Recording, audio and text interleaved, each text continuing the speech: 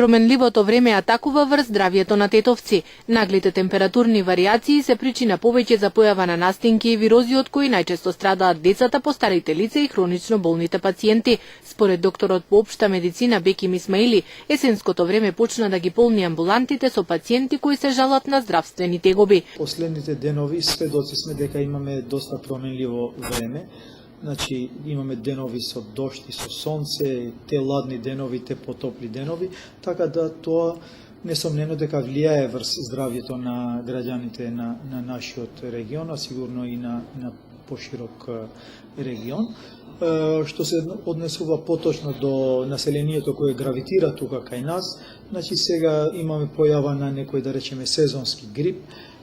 Пациентите доаѓаат со вообичаените симптоми, со настинки, со кашлица, со печење, солзење на очите, течење со носен секрет, значи што би рекле ние лекарите, со горни респираторни инфекции и тегоби, пропратени кај некого и со главоболки, поготово кај така наречените метеоропати. Ова доста знае да влијае ова променливо време, а исто така ова значи ги засега они највариабилни и најосетливи категории на граѓани, што би рекле на пациенти, оние најмалите што се пред детска и почетокот на школска година што се пациенти, исто така и постарите, оние со хронични заболувања, тие што се со горнодолни респираторни инфекции и тие што имаат проблеми со кардиоваскуларниот систем. Било тоа да е директно поврзано после со срцето или со крвниот притисок, значи кај нив организмот, односно имунитетот е послаб и полесно доаѓа до инфекции и влијае времето кое ни е во моментот. Доктор Исмаили препорачува во зависност од временските прилики да се облече и соодветна облека, а доколку болеста е на прагот да се пијат повеќе течности, витамини како и средства против температура и болка.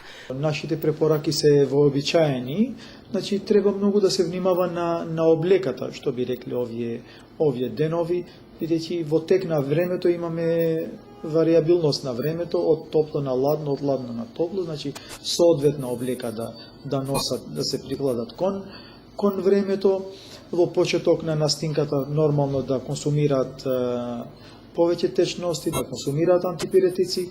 За ден-два, ако веќе тегобите не поминуваат, тогаш нормално дека ќе треба да се јават кај нивните матични лекари да се продолжи понатаму со третманот, зависно од степенот на болеста. Со здрава правилна исхрана и рекреација треба да се одржува здравјето на завидно ниво, апелираат докторите.